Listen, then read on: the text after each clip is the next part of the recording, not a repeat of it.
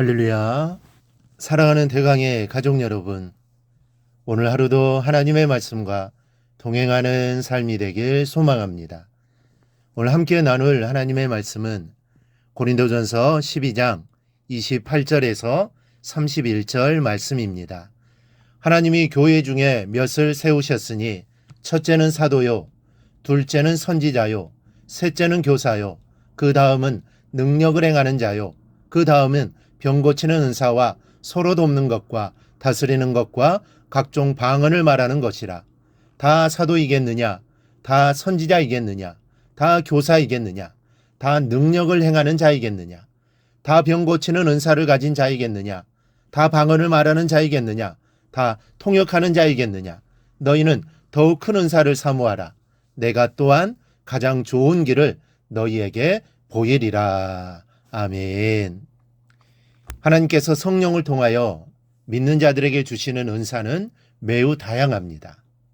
그리고 교회에는 주어진 은사에 따라 여러 가지 직책과 직분이 있습니다. 그런데 오늘 말씀은 성령이 주시는 이 은사 중에도 세 가지 특별한 은사가 있음을 말씀하고 있습니다. 오늘은 우리가 그것을 알아보면서 은혜를 나누고자 합니다. 첫째는 사도입니다. 이 사도란 예수님이 세상에 계셨을 때 예수님과 행동을 같이 한 사람을 특정하게 일컫는 말입니다. 그래서 이 초대교회 당시에는 사도의 기준으로 예수님과 직접 동행하면서 가르침을 받았는지를 가장 중요한 기준으로 삼았습니다. 예수님은 세상에 계시는 동안 단 한마디의 말씀도 기록으로 남기지 않으셨습니다. 예수님이 무언가를 쓰신 적이 단 한 번 있는데 사람들이 성전에서 가늠한 여자를 끌고 와서는 어떻게 해야 할 것인지를 시험하여 물었을 때 몸을 굽혀 손가락으로 땅의 내용을 알 수 없는 무언가를 쓰신 것이 전부입니다. 하지만 예수님의 가르침은 기록되어 남았습니다. 어디에 남았습니까? 바로 사도들의 마음판에 기록되어 남았습니다. 예수님은 종이 위에 단 한 글자도 쓰지를 않으셨지만 사도들의 마음에는 그 가르침을 구구절절히 기록해 놓으셨습니다. 그러므로 사도는 반드시 예수님과 같은 시대에 태어나서 예수님과 동행하며 가르침을 받은 사람들 중 특정한 몇 사람만을 가리키는 것이 아닙니다.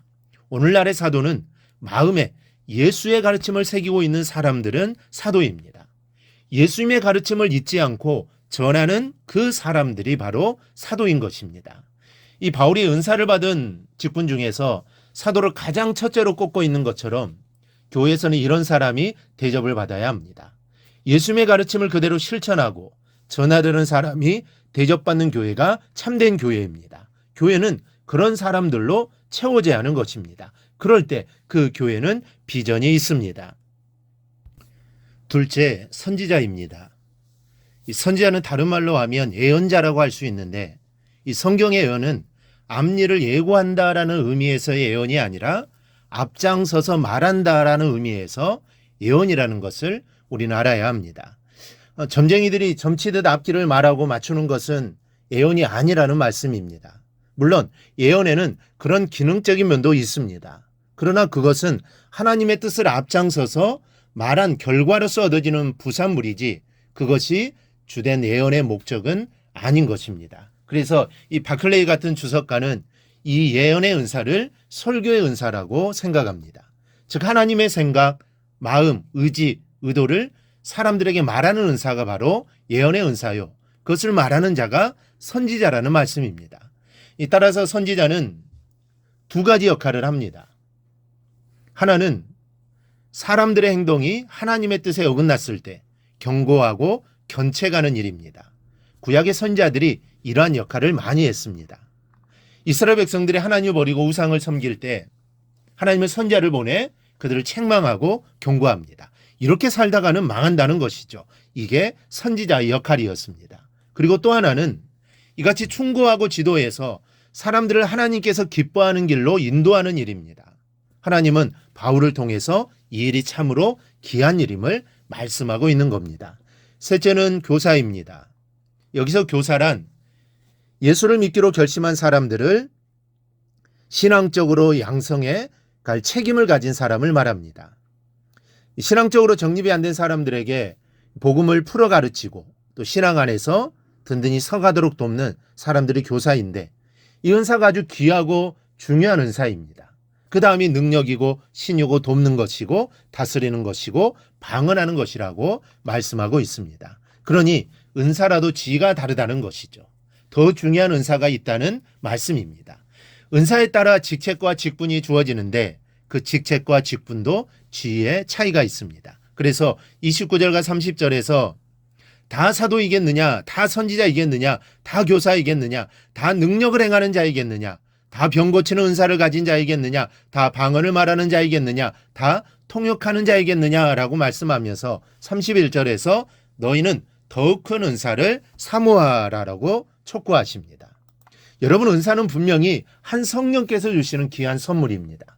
그러나 교회보다 더 큰 유익을 끼치는 더 유용한 은사가 있고 작은 유익밖에 끼치지 못하는 덜 유익한 은사가 있습니다. 그러니 기왕이면 더 큰 영광을 돌리기 위해서 더욱 큰 은사를 사모해야 하지 않겠습니까? 다른 사람보다 높은 지위, 높은 직분을 얻기 위해서가 아니라 하나님께 더 큰 영광을 돌리고 주님의 몸된 교회를 더 유익하기 위해서 더 큰 은사 주시기를 간구하는 이 시간이 되기를 바랍니다. 은사를 사모하러 가셨기 때문에 사모하는 자에게 하나님께서 은사를 주실 겁니다. 물론 이 은사는 개인의 유익이 아니라 공동체, 즉 교회의 유익을 위해서 필요한 은사를 반드시 주실 겁니다. 이 시간 더 큰 은사를 사모하시기를 바랍니다. 그리고 그 은사로 하나님이 원하시는 충성된 일꾼들, 보다 더 큰 일을 감당할 수 있는 큰 일꾼들이 되기를 바랍니다. 그리하여 은사가 풍성하여 하나님의 일을 감당해 나가는 성도들이 되기를 주님의 이름으로 축원합니다. 오늘 묵상한 말씀을 굳게 잡고 삶으로 실천하며 살아내는 대강의 모든 성도들이 되기를 축복합니다.